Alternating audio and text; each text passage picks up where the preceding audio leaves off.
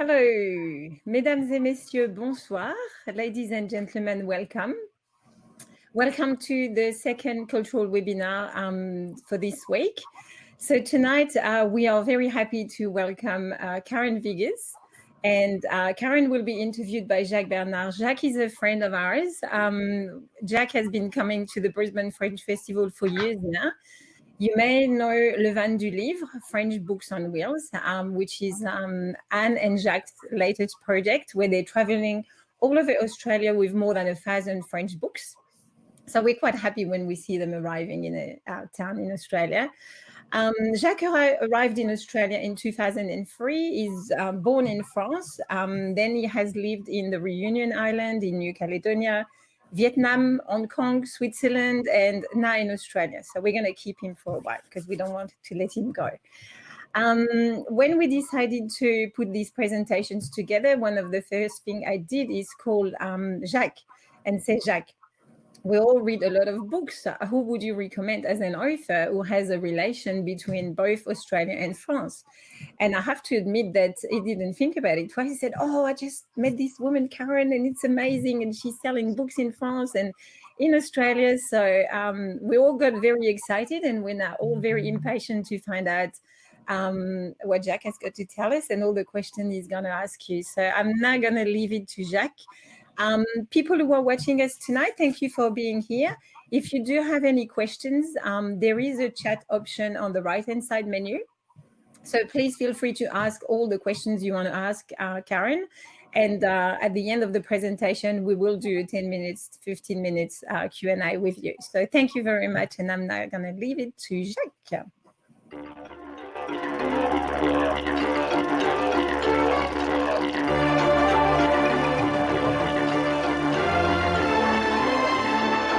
Karen Viggers is a veterinarian specialized in wildlife animals and author of 4 novels.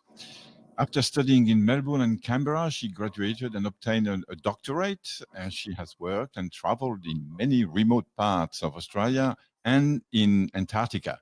Her second novel, The Lightkeeper's Wife, La Mémoire des Embruns, has become a bestseller in France, and the pocket edition sales has been #1 for the French publisher Livre de Poche during the summer 2016.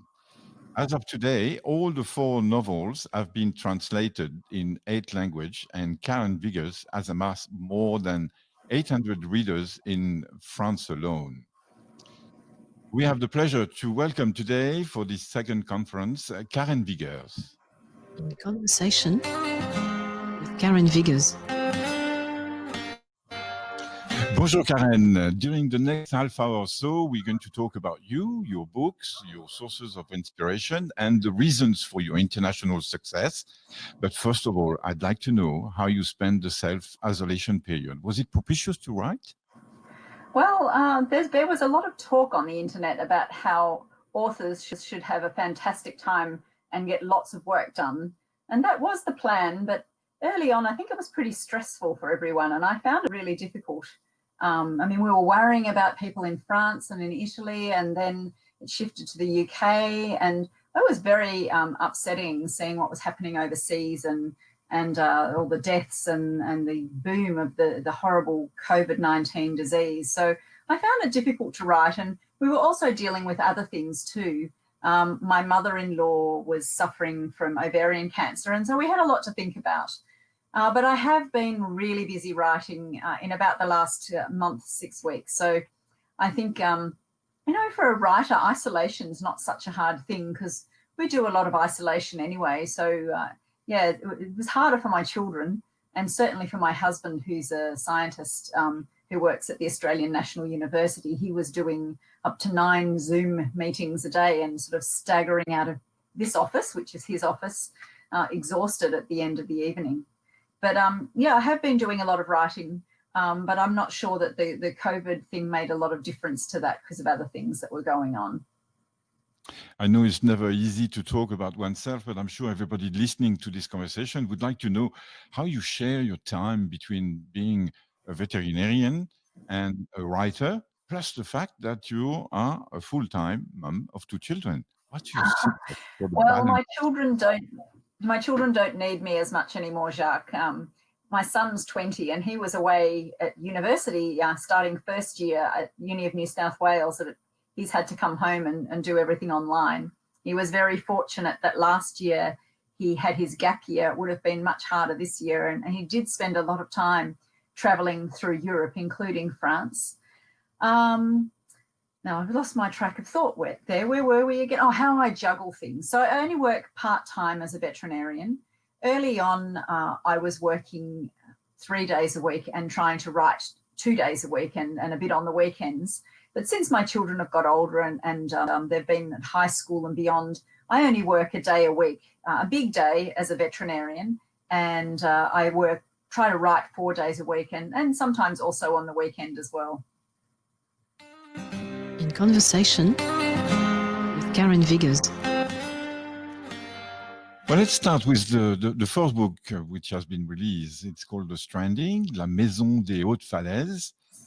And very quickly, set around Eden in New South Wales, it tells the story of two lonely outsiders with tragedy in their past who become romantically involved. Lex is a journalist and is running from a shattered life in Sydney, and Callista is an artist with her own personal issues.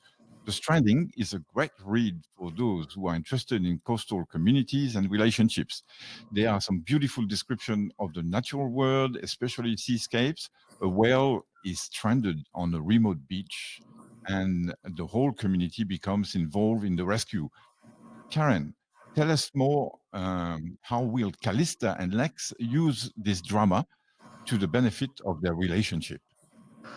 Well, we can't give too much away there, Jacques. But yeah, I think you've encapsulated that really well. Like, for Lex runs away to live at the coast after a terrible event shatters his life and his marriage breaks up, and he hopes to hide while he's down at the beach. But it's very hard to avoid being dragged in when it's a small community. Everybody knows that somebody new has moved into town. Including Callista, a local artist.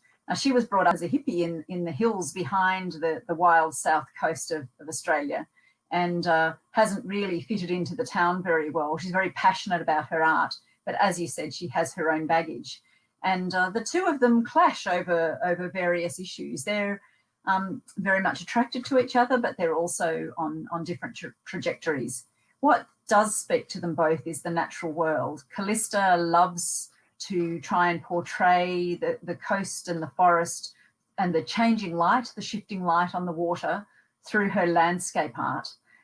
And Lex very much finds solace and healing in nature, in the rhythms of the sea and the rhythms and behaviour of the wildlife that live along the coast, the sea eagle that roosts in a tree near to his house. And also when the whales start to migrate down the coast, he finds solace in that as well. One of my favourite scenes in the book, Jacques, and whoever else is listening, it's lovely to have you here. One of my favourite scenes is when Lex sees a whale outside, because lives in this little house that he's purchased, which is on the end of a dirt road and overlooking the sea. And he buys a surfboard with this great idea that he might go out and swim with the whales. And one time when he sees them swimming past, he jumps on the surfboard and paddles out. And then suddenly when the whales swim beneath his surfboard, he realizes this might have been a crazy thing because they're such enormous animals compared to him. They're huge shadows under the water, and he's just sitting on his surfboard watching them pass beneath. And he jumps in and he puts his head under so he can see the whales under there. And it's a very moving moment for him in the book.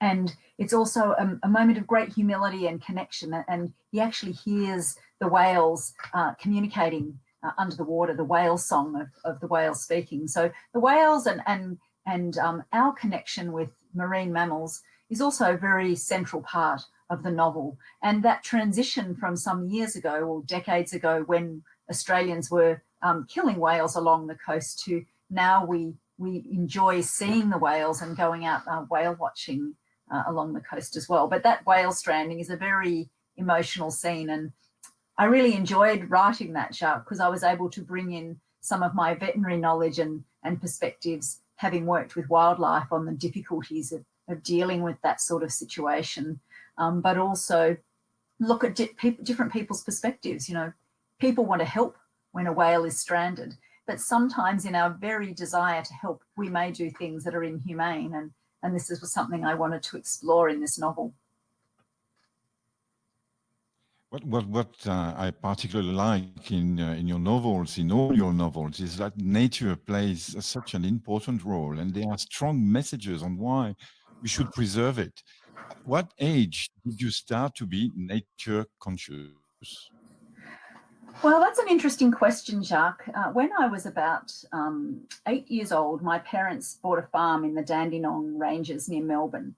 Just a small farm, and I was very passionate about being outdoors and being with animals. I used to spend hours lying out in the paddock with the cows and letting them come up and lick my hands and sniff at me, and it just used to wander around with them for hours.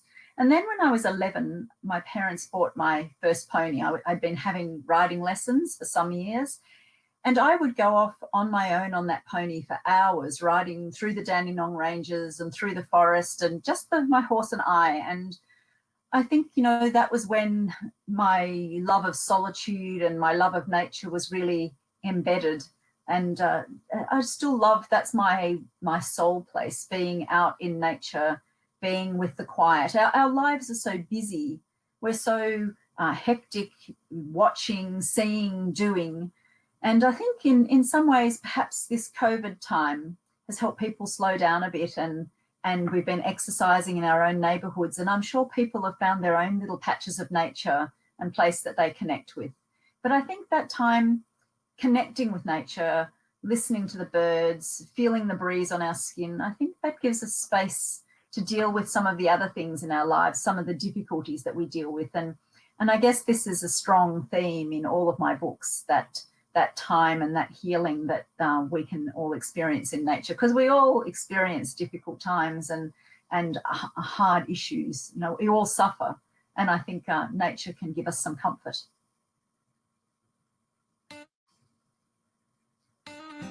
In conversation with Karen Viggers. So let's switch to the second book, Karen, if you want to, The Lightkeeper's Wife, La Mémoire des Embruns. This is a story of Mary, who returns to live out a last day on Bruny Island with only her regrets and memory for company.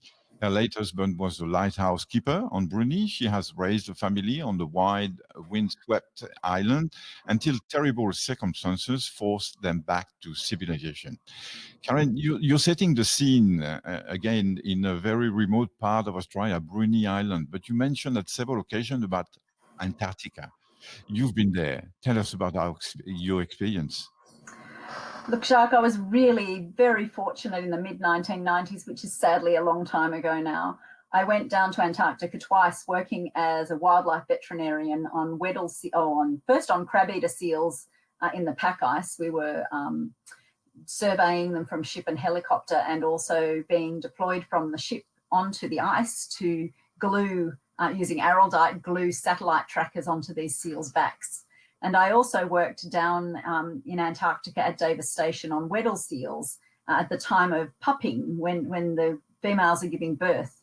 And that work was in the frozen fjords around Davis Station. And I used to get around with my field assistant on a four-wheel motorbike, and we had to tag the pups and the adults. And it was an amazing environment. And as a person that loves wilderness and who loves the outdoors, this is the last great wilderness. And it was an incredible ship voyage down there as well.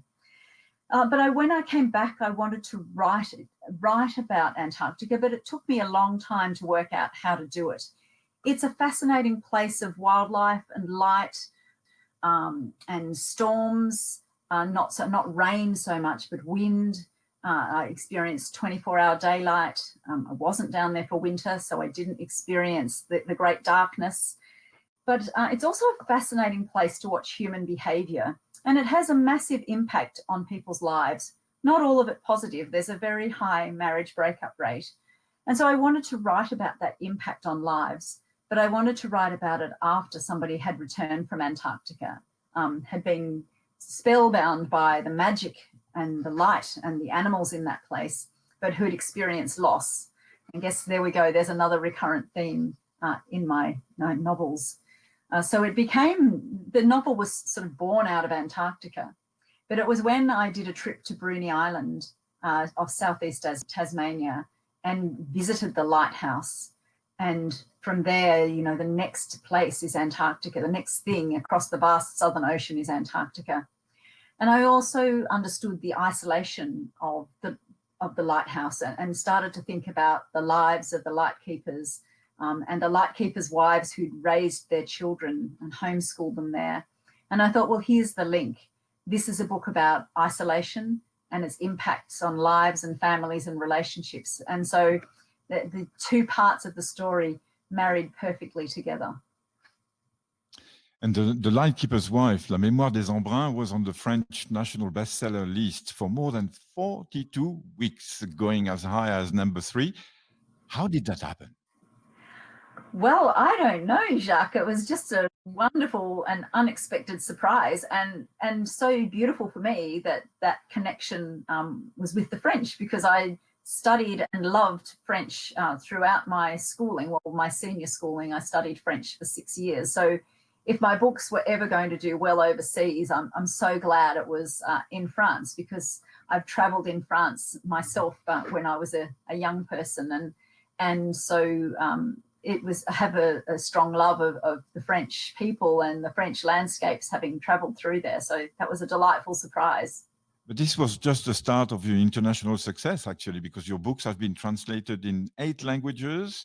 Apart from French, we find Italian, Norwegian, Slovenian, Spanish, Dutch, Romanian, and Croatian. And do you get much feedback from readers in all these countries? Occasionally get a little bit of feedback. I do communicate with some of my French readers. Some of them email me regularly and I chat to them, which is really lovely. And I have quite a few French followers on both my personal and my author, Karen Viggers Books Facebook page, which I sort of update fairly regularly.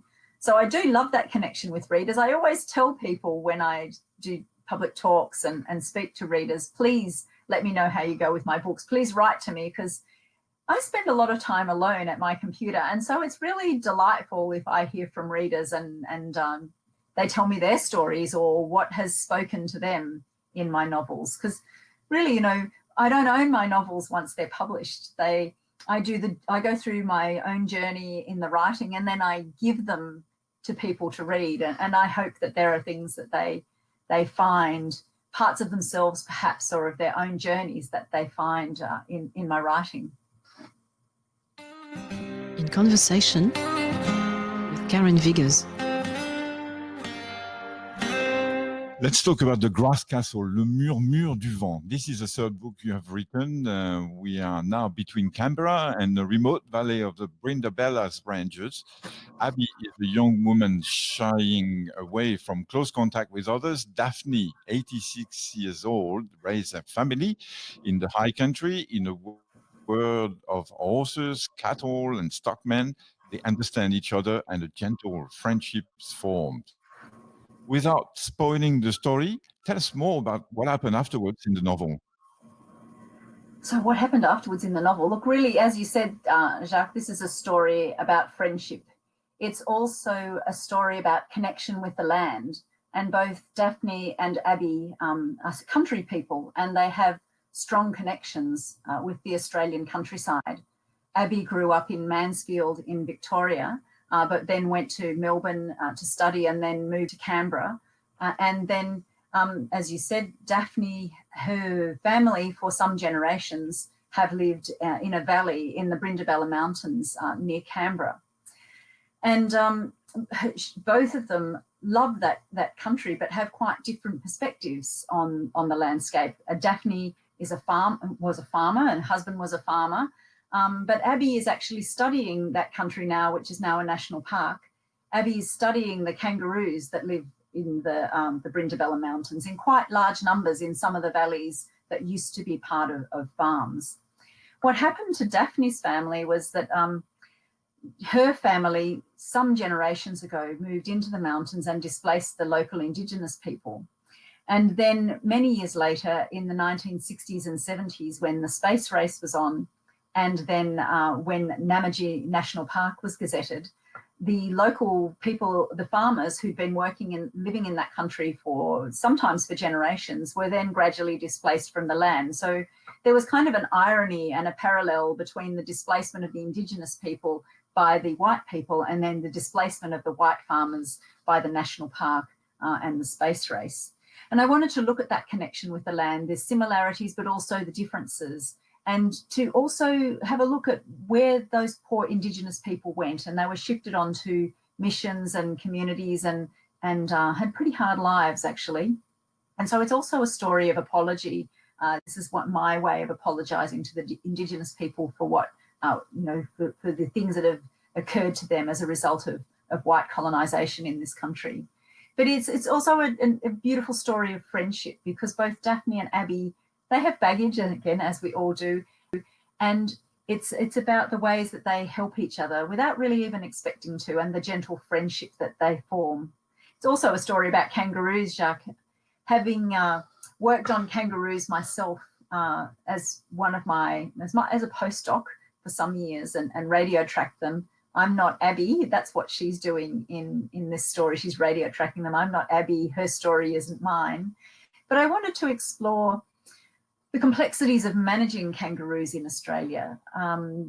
White habitation has resulted in a lot of land clearing and in pasture improvement, and that has resulted in kangaroo populations increasing. And yet humans, in many instances, don't want that many kangaroos to be in their country because they perceive that they're competing with livestock, or depending on your perspective, you may think the kangaroos have the right to be there. So what I did in this novel was to hover above the issue of kangaroo management and kangaroo culling in Australia and look at differing perspectives on it and provide more information from all different perspectives, from the animal rights activists, the wildlife carers, to the ecologists who work on kangaroos, to those who are working on immunocontraception to try and manage wildlife. Yeah, in 2017, when the book was released in France, this has been subject to you traveling to France as well. And looking at how many bookshops, medias have invited you, this was more than a business trip than holidays. You've been to Paris, to Lille, to Bordeaux, and I would like to know whether you found some differences in the way you are being treated by media and booksellers and the general public in general, in comparison to Australia. Not necessarily better or worse, but different, cultural difference maybe? My work has been received differently in France than in Australia. Earlier you showed the covers of some of my novels, both in the French editions and the Australian editions, and it's a different market, I guess, but in Australia, my novels are often portrayed more as women's fiction, whereas really they're a crossover between literary and popular fiction. But my novels have been taken more seriously in France. It seems to be a little more difficult to get acknowledgement in my own country, but that's often the case. There are other authors that experience the same issues, but I'm just delighted that my work is read and enjoyed by people overseas as well as in Australia. But I really enjoyed my visits to France and to Paris, and both occasions I have attempted to try and communicate as far as possible in French. As a number of occasions I also had... We're going to test you a little bit later. Sorry? We're going to test you a little bit later. Please don't, because let me tell you, when I'm in the middle of writing, I find it very difficult to study French because I'm always trying to find the right words in English in my mind when I'm actually writing the book. And I get really confused, surprisingly, when I start to focus on French as well, because I start to dream about words in French. And yeah, it's not helpful when I'm trying to find the right words in English. In Conversation with Karen Viggers. So now we come to the last book, Our Child's Daughter, Le Bruissement des Feuilles. This has been published in January 2020. by Alan and Unwin. That's your publisher from the right beginning. Let me start with some reviews. The stories of Mickey, Leon, and Max intertwine in this beautiful novel, about friendship and resilience. Tension builds to a dramatic, satisfying conclusion. Good reading magazine. An engaging read for lovers of contemporary Australian fiction. That was the Sydney Morning Herald. The Orchardist's Daughter, is a novel I would recommend without reservation. It is a remarkable yarn that left a strong mark on my heart. That was Mrs. B's book review. 16 years old Mickey, let's go to the novel a little bit, has grown up isolated and homeschooled on an apple orchard in southeastern Tasmania until an unexpected event shatters her family. Major fires in the family home. You have mentioned in an interview that this part of the story was inspired by a real situation, the 2009 Black Saturday. Tell us a little bit more, please. Yeah, my family lives in the Yarra Valley near Melbourne, and in 2009, with the Black Saturday bushfires, their property burned in those fires. They were fortunate; they saved their lives, and a lot of people lost their lives in those fires, which was quite different to these horrendous fires that we had this last summer. That was something that was learned from the 2009 fires, was that the priority is to save human lives.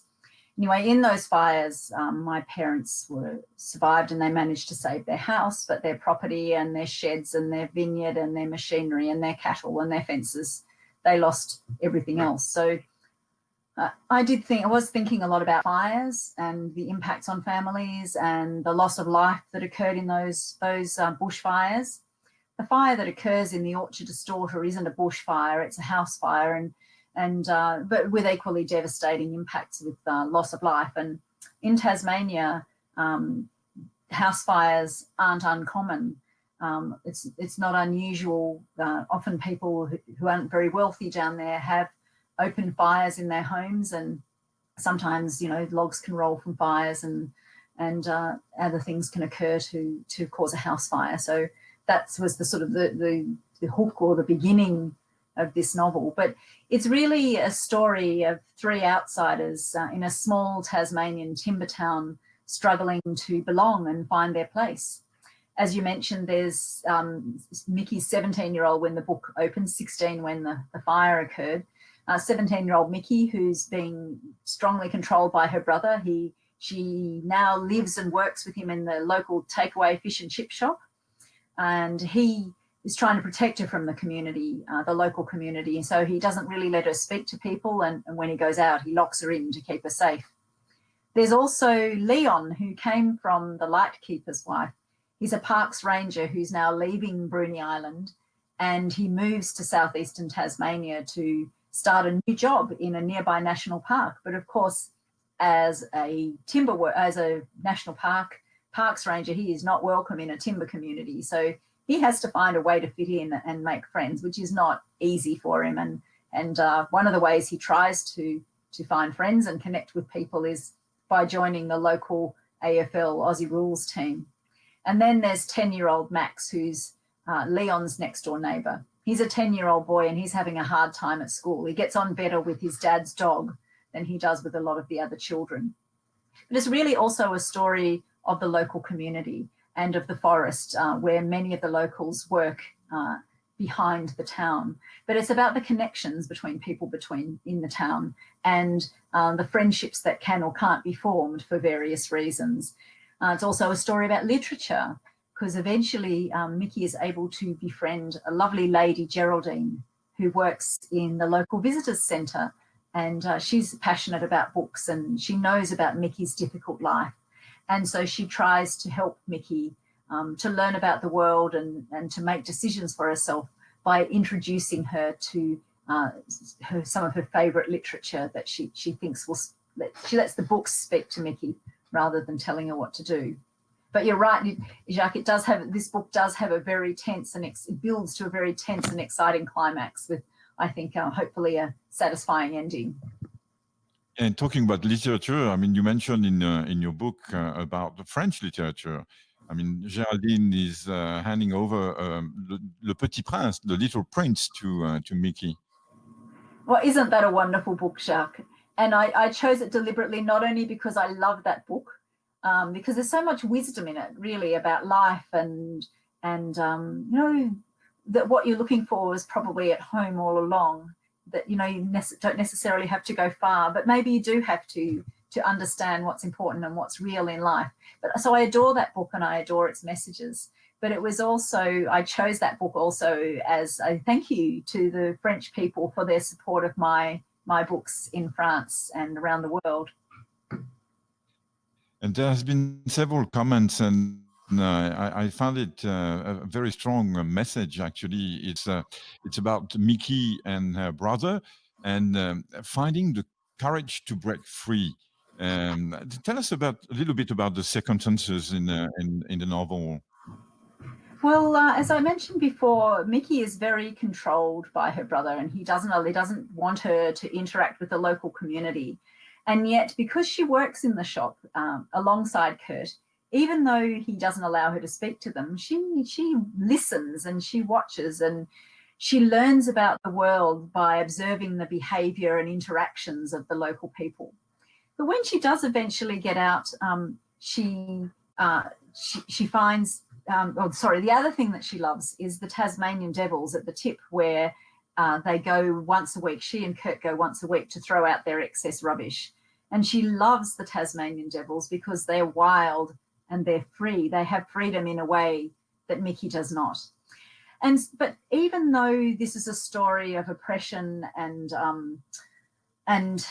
control, it's also a book of empowerment, because there are small ways that Mickey finds to be powerful, like trying to escape from the house where Kurt locks her in, like trying to help save the Tasmanian Devils and make friendships with Leon and with Geraldine, and like trying to help Max. She cares about other people, and she will stand up for other people in a way that she can't for herself. So it is also a story about self-empowerment and freedom. In conversation with Karen Viggers. Karen, before we take any question from the participants, what advice would you give to aspiring writers, especially those who would like to become internationally recognized? Well, we'd all like to become internationally recognized, and I don't think you can plan for that. I think it's just a bit of luck and wonderful support. I've had fantastic publishers in France with Les Éditions Les Escales and also Le Livre de Poche. I've really been fortunate to have publishers that have really got behind my books and helped to get them out there and promote my books. Also been fortunate to have the support of Gerard Collard, who does French TV, goes on France TV talking about books weekly. He was a wonderful fan and supporter of my books. I'm sure that helped them to be successful in France. But and he's the owner of the La Griffe Noire, which is a bookshop at Saint-Maur-des-Fossés near Paris. It's a fabulous bookshop. I visited it, and it's so quirky, and there's so many books in there, and it's a very passionate bookshop. I could definitely recommend visiting it. But the advice that I would give to authors is aspiring authors is keep reading lots of different people's work, good quality, good literature, or reading in the genre that you're interested in writing in. But also, I think it's important to write what's in your heart, because people said to me, oh, you know, will you ever be able to write another Lightkeeper's Wife? But if I went out there and tried to reproduce a book that was like the Lightkeeper's Wife, it probably just wouldn't work. I have to write what's in my heart, what I feel close to and passionate about, have to find the characters that speak to me, the landscapes that speak to me, and then my stories arise out of that. Some of the characters are coming back to in books that you have written later on. Oh, it was only Leon, I think, that has. They will. Maybe some of them will come back again. I have considered writing a sequel to the Lightkeeper's Wife. I never meant to, but the story has been talking to me just recently, so that may come further down the track. But my other advice would be that writing is hard work, and it's there definitely you have to have inspiration, but it's probably 1 part inspiration and 9 parts hard work. So you do have to put in the work. You have to put your bum on the seat. You have to sit on the seat and spend time and work through things, walk when things aren't working, get out of your own headspace. But you do have to put in a lot of hours and a lot of work, and it's not time to show somebody your work at the end of the first draft. I write multiple drafts before I show my work to anybody. But you're still smiling, so it should be all right for you then. Sorry? You're still smiling, so it should be a good experience for you. It's not all a good experience. I've had done some hard yards along the way. I chose my publisher at Allen & Unwin because she pushes me hard. So if something's not right and she doesn't like it, she'll tell me so. And I've rewritten whole books to get them right. And people often say, is it still your work? But I love working with editors because I find it helps me to get right into the heart of my work, and anything that I do on my material improves after I've worked with editors. It makes me think about things and push it further.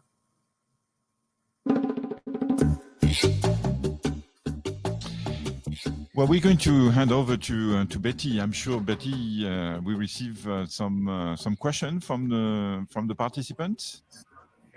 Yes, thank you very much, Karen. That was very inspiring. Now, I'm part of a book club, so I'm not sure which one of your books we're going to have to read next month, but I'm sure we will put one in either in French or in Australian, in English.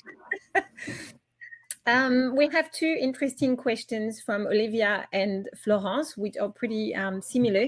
Olivia is asking, did Karen have a look at the French translation? Has she got any comments on her translation? Which is followed by Florence, who said, how can a writer ensure a translation is true to the original work?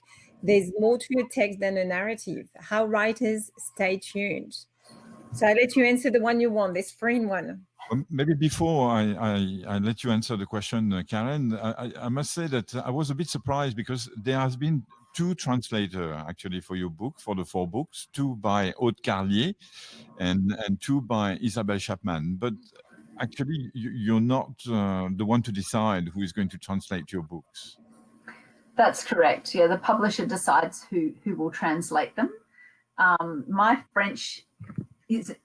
I don't often go back and read my own work, so afterwards, because I'm always moving on to the next thing. So the only time I did reread The Lightkeeper's Wife because I wanted to get a good feeling of Leon again before I embarked on The Orchardist's Daughter. But I don't tend to go back and read my own work after it's published and after it's gone. So, and I haven't read them in French yet. So maybe I should be asking French readers what their comment on that would be. Jacques could probably talk about that better than I can. But before that, Jacques, it is a matter of trust. I don't have a say in who does the translation, and I have to trust that the translator, I don't expect them to do a literal word-for-word translation because language is different. And the music of the words is important to me when I write in English. So I hope that my translators have managed to capture some of that when they've translated my work into French. I have a comment on that because there's a few comments from the floor as well. You can tell the translator they've done an excellent job with the titles because Roselyne is saying un titre bien poétique, La mémoire des embruns. I think all of them are very poetic and very dramatic as well. So Le bruissement des feuilles, all of this, you've already got a very positive, good feeling even before you read the book. So. Sorry. No, that's all right. No problem. We're live. So that's how we know we're live. That was one of the questions. And then we've got another comment from Roselyne. Sorry, I'm going We're all going to know. Sorry, go on again. No problem. There's another comment from Roselyne who said third bestseller in France is very impressive. So there's a lot of books coming out from overseas every year on the French market. I don't know how much Australian people read, but French people definitely read a lot. And being the third bestseller is a huge achievement. So congratulations from Roselyne and us as well. Oh, thank you so much. Did you have any other questions? Do you have direct contacts for questions with your translators? Well, that's very interesting because I always offer to be available if translators have any questions for me, but nobody has ever contacted me in any of the languages that I've worked in, because I'd be very happy to work with them. There's some terms of phrase and colloquialisms in the English language and animals even that they might have difficulty finding direct translations for. So I would be very happy to do that, but it's never occurred. However, next time I will make that clear again and hope that whoever my publisher settles on will contact me. No problem. We've got another question from Olivier, who wants to know if you did pick the title of your books or did the publisher choose them? And I think that probably means the Australian title. Yeah, so the only one that I chose, I chose The Lightkeeper's Wife. And back when I chose that title, there were very few of those kinds of titles in the English market. So the only ones I knew about were The Time Traveller's Wife and The Memory Keeper's Daughter. They were the only ones with wife or daughter in the title. But other than that, and I chose The Grass Castle as well. But The Stranding and The Orchardist's Daughter were chosen by my Australian publisher. The French titles were chosen by my publishers as well, and I adore them. I think they're so beautiful. The titles are just lovely. Yeah. Just for the anecdote, Karen, I just read again The Grass Castle, but in English this time. I have read it in French, and thank God I had the translation in French, because I mean the vocabulary and all the colloquials and expressions that you're using are sometimes a bit complicated for non-native speakers, I would say. Oh, right. Okay. Well, yeah, I just write as it comes to me, I suppose. There's a lot of editing that occurs. It was very well in the translation, actually. Was that Isabel that did? I think Isabel did the. Yeah, Isabel Chapman. Yeah. Yes, she does the natural world. I think she understands my love of the natural world and brings that across really well. I think she also did The Lightkeeper's Wife as well, and I was very happy with her work. And Aude Carlier's also done a great job, but I guess they're different. Yes. And you were mentioning before about how people perceive your books in France and in Australia. It's very different and it's taken more seriously, as you said. I think for French people as well, writing about nature, writing about Tasmania, the lighthouse, it's like a holiday. You travel through your books. And I think what you're offering them is as well a view on a country that they all dream to come to one day. So it's probably why it's attracting a lot of French people as well, because I know if Australian people want to go to France and Paris, but French people do want to come to Australia. So I think all the descriptions, all the flavor that you put to your books is like a good dream for them, a way to travel. Well, I think actually there have been quite a few French tourists that have visited Bruny Island since The Lightkeeper's Wife. I mean, there's a lot of French history down there as well. All the French explorers that went into Adventure Bay. There was Bruny Island is named after Bruny d'Entrecasteaux. That's right. Dan visited there, and there's a whole lot of French explorers that visited and explored along the coast of Tasmania and Bruny Island. And I also love the story of the connection with France and the lighthouse as well, because those big, massive beehive lenses in the old lighthouses were designed by, and I think they were even built in France, but they were designed by Fresnel, who was a Frenchman as well. So lots of connections between my writing and France, which is lovely. Yeah, there's definitely a big connection. And then we have a question of someone who wants to have a sneak peek of what's happening next. Brigitte would like to know if there's another book you're working on and if you want to talk about it, or what's your next project? Has it started yet? Well, say it in French so that nobody will get the information, the news. Well, I won't go into the details of what it's about, but I am on the second draft. When I say draft, it's really more than that, because I write and rewrite and rewrite. But I am on the second draft of another novel, and this one is quite different. It's set in an urban landscape, which is different. And I will return to natural landscapes after it, but this is a book I really needed to write. So I don't know what my publishers think of it yet. I haven't shown anyone, so I have to wait and see. Yeah, we'll tell you next year when we run the webinars again. Hey, that'd be great. We have a comment from Olivia who says your books also offer a great connection to the land for those who stayed in Australia. So I know we have a few viewers tonight who are writing from Paris at the moment and France as well. Oh, great. Olivia is from San Francisco, actually. Oh, wonderful. Stay safe. Yes. Interesting. Wear a mask. All right. I think that's all the questions for today that we have coming through. Jacques, did you have any more questions for Karen before we... No. Conversation with Karen Viggers. And that's the end. Thank you very much, Karen. That was a real pleasure to have you on this webinar. We learned a lot about the way you're writing about yourself, about all your books and so on. And I invite, of course, all the viewer, the participant to go into a bookshop or even I found the Grass Castle on second hand, actually, for $3.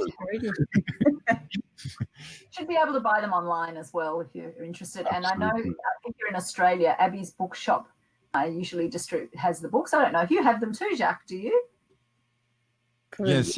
I have got the whole collection in French, and I'm building up the collection in English. So thank you very much, Jacques, for interviewing Karen, and thank you, Karen, for your time. It's really nice that this very strange time has brought us to organize all our webinars. Cultural conferences have become webinars.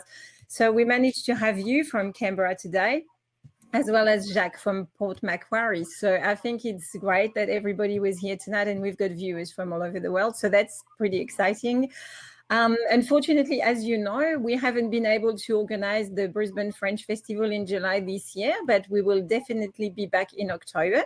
So I hope we will be able to invite you from Port Macquarie, from Canberra, from Melbourne, and everybody's going to be allowed to travel and come and visit us. So thank you very much for your time. It was very inspiring. And I hope the viewers have enjoyed this webinar. We will be sending you an email tomorrow just to ask if you'd like to make a small contribution for our event, just to make sure we survive 2020. And we have more presentations happening in October with a big tent and cultural conferences, because I think that's the best thing we can do is share our interaction with each other between France and Australia. So it's wonderful. Thank you very much, Karen, and thank you, Jacques. Thank you. Thank you. And see you next time. Many thanks from me to all of you. Thank you. Thank you.